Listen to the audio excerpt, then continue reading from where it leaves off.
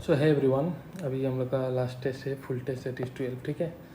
और सबसे पहले तो ऑल दी बेस्ट अपने नीट एग्ज़ाम के लिए for your NEET 2026। All the very best, अच्छे से देना, ये एग्ज़ाम भी अच्छे से दो। और नीट में भी ऐसे ही होगा, चिंता मत करना, ठीक है, घबराना नहीं। तो स्टार्ट करते हैं। सबसे पहला क्वेश्चन 91। सो एनाबिना हमको पता है, साइनोबिक ट्रैक एग्जाम्पल और साइनोबिक ट्रैक कैसा होता है, फोटोसिंथेटिक होता है, ठीक है, फोटोट्रॉप होता है। फिर लैक्टोबैसिलस दूध से दही बताने में काम आता है। माइकोप्लाज्मा स्मॉलेस्ट लिविंग सेल है जिसके पास सेल वॉल नहीं है। और थायोबैसिलस केमोसिंथेटिक केमोटोट्रोपिक टाइप का एग्जाम्पल है, पकड़ लो केमोसिंथेटिक। भले ही आपको थायोबैसिलस नहीं पता हो, बट बाकी 3 ऑप्शन मैच करोगे तो आपका आंसर आ जाएगा। नेक्स्ट 92, कौन सा इसमें से प्रोटिस्टा है जिसका सेल वॉल में सिलिका एल्बर वॉल इंडिस्ट्रक्टेबल है। तो ऑब्वियसली हमें पता है वो डायटम्स है। अब तुम बोलोगे कि प्रोटोजन्स में भी आता है, एमोबिड में आता है, तो वहाँ स्पेसिफिकली मेराइन एमोबिड होना चाहिए, ठीक है, वो मेंशन होना चाहिए। तो इसलिए हम यहाँ डायटम्स ले रहे हैं। All the given are true respect to virus except, इसमें से कौन सा गलत है। तो वायरस नॉन सेलुलर है, हाँ, क्योंकि इसके पास प्रोटीन कोट और जेनेटिक मटेरियल है। सेल मेम्ब्रेन ये सब थोड़ी है। रेस्पिरेशन सही है, एब्सेंस ऑफ रेस्पिरेशन है। They are truly living, they are not considered truly living as they are acellular या नॉन सेलुलर। और ये क्रिस्टल फॉर्म में पाया जाता है, तो बॉडी के बाहर में नॉन लिविंग की तरह एक्ट करता है, बॉडी के अंदर में लिविंग की तरह एक्ट करता है, बट ट्रूली वो लिविंग नहीं है, ठीक है। तो यही गलत है। क्वेश्चन 94, नॉन मोटाइल है, सिमिलर होगा। आइसोगेमस बोला था, हमको पता है फ्यूज का एग्जांपल था। यू जो था आइसोगेमस मोटाइल था, और एस जो था isogamous non motile, that is spire वगैरह। डिसेंडिंग ऑर्डर, डिक्रीजिंग ऑर्डर, ऊपर से किंगडम से लेके चलना है आपको स्पेसिस तक। तो चलते हैं स्पेसिस, जीनस नहीं, ये रॉन्ग हो गया। डिवीजन के बाद ऑर्डर, फिर फैमिली क्लास, क्लासिफिकेशन ही गड़बड़ हो रहा है। तो डिवीजन, क्लास, फैमिली, ऑर्डर, ये भी गलत हो रहा है। तो डिवीजन हो सकता है, फाइलम में division, class, order, family, genus, species, तो डी हो जाएगा। इथाइलिन किस में काम आ जाता है इसमें, तो इथाइलिन फोटोट्रोपिजेनेसिस ऑफ ऑक्सीजन है, न्यूट्रन मोबिलाइजेशन, साइटोकाइनिन था, seed development, abscisic acid, ripening में आ जाता है। 96, ना growth and reproduction are mutually inclusive event. ये यूनिसेलुलर के लिए होता है इंक्लूसिव इवेंट, जहाँ ग्रोथ और रिप्रोडक्शन दोनों सेम ही मतलब निकलता है। तो अमीबा है, एमीबा यूनिसेलुलर है, पैरामीशियम में बैक्टीरिया है, प्लेनेरिया प्लेटी हेलमिंथस है एनिमल किंगडम का, तो ये मल्टी सेलुलर है, इसलिए ये होगा आंसर। मियोसिस क्या करता है, प्रोडक्शन ऑफ गैमेट करता है, yes. Reduction in the number of chromosome, yes. Variation लाते हैं क्रॉसिंग ओवर करके, प्रोफेस 1 का पैकेटिन है, तो सभी हो जाएगा। 98 का, the female gametophyte at mature stage in typical है, तो कितना होता है, 7 cell 8 stage, two cell 7 cell, 8 nucleate होता है, 7 न्यूक्लिएट नहीं। How many nucleus are involve in triple fusion, male gamete का 1 न्यूक्लियस और उसका n+n न्यूक्लियस, 3 न्यूक्लियस। 2000 साल पुराना जो किंग हेरोड प्लेस से डियर सीट से मिला था, उसका सीट जो मिला था जिसका वाइबिलिटी 2000 साल तक था, तो फिनिक्स टेक्टेलिफेरा, ठीक है। A common characteristics of plant, sieve tube animal, sieve tube में भी न्यूक्लियस नहीं था, हमारे मैच्योर्ड इरिथ्रोसाइट में भी नहीं रहता, तो एब्सेंस ऑफ न्यूक्लियस। 102 का डी। 100 फोटोकेमिकल लाइट रिएक्शन कहाँ होता है, ग्रेना में होता है, एंड डार्क रिएक्शन कहाँ होता है, स्ट्रोमा में होता है, very simple. Next 104, which of the following is wrong. Algin carrageenan are product of algae, सही बात है। अगर जिलिडियम ग्रासिलेरिया से मिलेगा, एकदम सही बात है। क्लोरेलाइज पहला फूड हिसाब से यूज होता है। मेनिटोल जो है ब्रायोफाइजिक का, रेडोफाइजिक नहीं, गलत। ओवरिया इज हाफ इन्फीरियर होता है प्लम रोज पीच में, पेरीगाइनस में। द क्लोरोप्लास्ट जो कंटेंट करेगा सिंपल टिश्यू, कॉर्नर थिक हो जाएगा, सेलुलोज, हेमीसेलुलोज, पेक्टिन, तो collenchyma. Watson and Crick double helical model propose किया। डीएनए रिप्लेक्शन कैसा होता है, सेमी कंजर्वेटिव इन लोगों ने बोला था, बट इसको प्रूव किया था मेसेल्सन स्टाल ने 1958 में using heavy isotope of nitrogen in 15, ध्यान रखना है सब।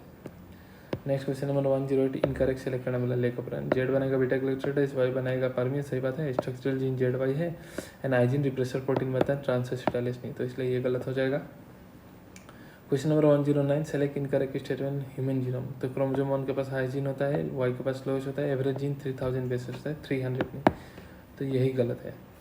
यूक्रोमाटिन जो है वो ट्रांसक्रिप्शनल एक्टिव होता है बट लूजली पैक्ड होता है, transcriptional active but loosely packed. Heterochromatin tightly packed होता है, इसलिए वो ट्रांसक्रिप्शनली इनएक्टिव होता है। In which of the following CO2 is not release. Aerobic में तो निकलेगा ही 6 CO2, एल्कोहलिक में भी निकलेगा, लैक्टिक एसिड में नहीं निकलेगा, क्योंकि पायरुविक एसिड 3 कार्बन का है, तो लैक्टिक एसिड भी 3 कार्बन का ही होता है, तो लैक्टिक एसिड फर्मेंटेशन में नहीं निकलता। Which of the following is proteinaceous infectious agent, पीपर प्रोटीन, पीपर न्यूरोलॉजिकल डिजीज करता है, कैटल का याद रख लेना आप, bovine spongiform encephalopathy, mad cow disease, सीमेन में CR जेकॉब डिजीज, ठीक है।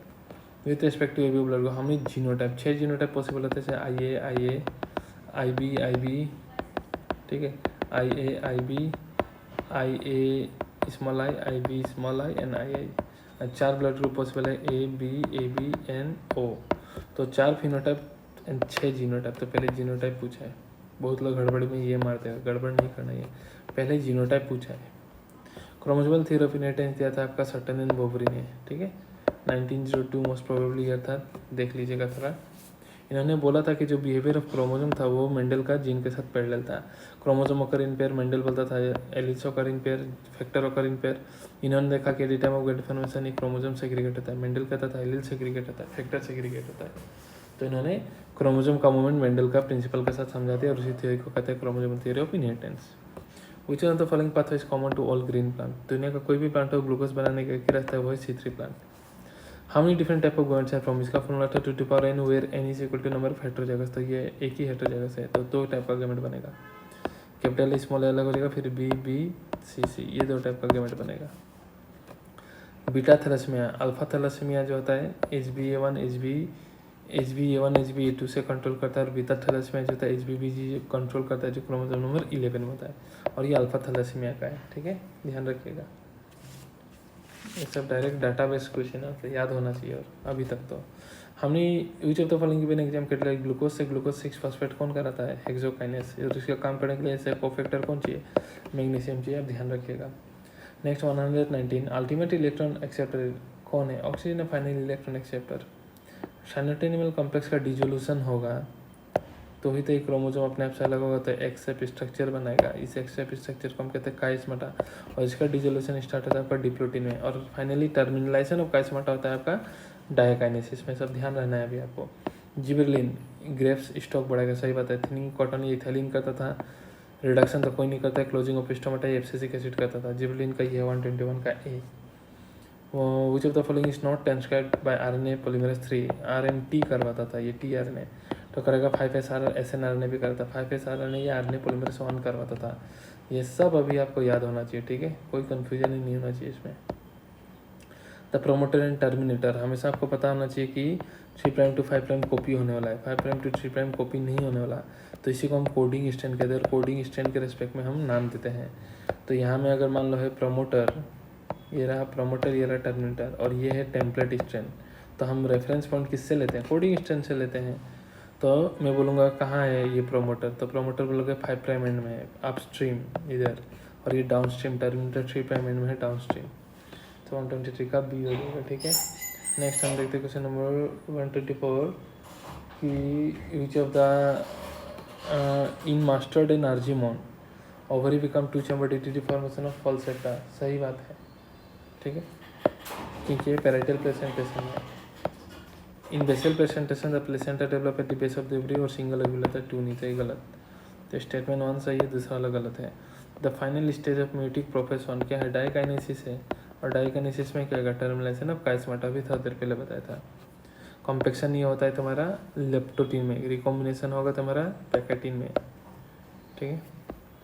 वो जो द फॉलोइंग सेल है स्पेशल सेलुलर थिकनिंग, वो स्पेशल सेलुलर थिकनिंग किस में होता है, सिनर्जिस्ट में होता है, फिलिपम एपरेटस कहता है, जो गाइड करेगा एंट्री ऑफ पोलन ट्यूब, हाँ, इनटू दी एग, और माइक्रोपाइलर एंड की तरफ रहेगा। नेक्स्ट प्रोस्थेटिक ग्रुप इसे पार्ट ऑफ फॉलोइंग है, प्रोस्थेटिक ग्रुप इसे टाइटली पकड़ के रखता है, तो टाइटली पकड़ के रखेगा, ठीक है, ऑर्गेनिक कंपाउंड होता है। 127 का डी।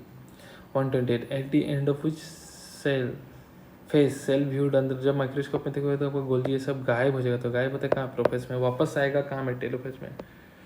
नेक्स्ट 129 करेक्टली डिस्क्राइब करेगा जाइगोटिन, जाइगोटिन में क्या होता है, सिनेप्सिस होगा, सिनेप्टोनिमल कॉम्प्लेक्स बनेगा, पेयरिंग ऑफ होमोलोगस क्रोमोसोम होगा, बाइवेलेंट या टेट्रेट बनेगा, बट वो पेयरिंग होगा या क्रॉसिंग ओवर नहीं होगा, सॉरी, बट वो क्लियरली विजिबल होगा पैकेटिन में, सारा बात बता दिया।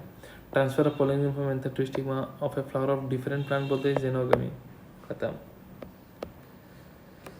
What is the ratio of CO2 ATP, एक CO2 के लिए 3 ATP चाहिए और 2 NADP चाहिए, तो 132।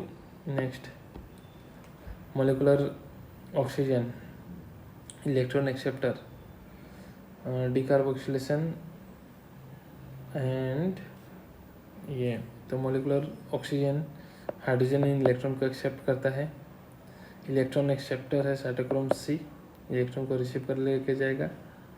डिकार्बोक्सिलेशन होता है अल्फा ग्लूटारिक एसिड के टाइम पे, तब वो बनता है एंड पायरुवेट डिहाइड्रोजनेस आपका लिंकिंग स्टेपिंग आता है, जिसकी वजह से एसिटाइल CoA में बनता है। वॉल्यूनराइज विटामिन ए एनरिच होता है, BT toxin, B cry protein and RNA interference, gene silencing and lipid का एग्जांपल है, आरपीओ मैच कर लीजिएगा।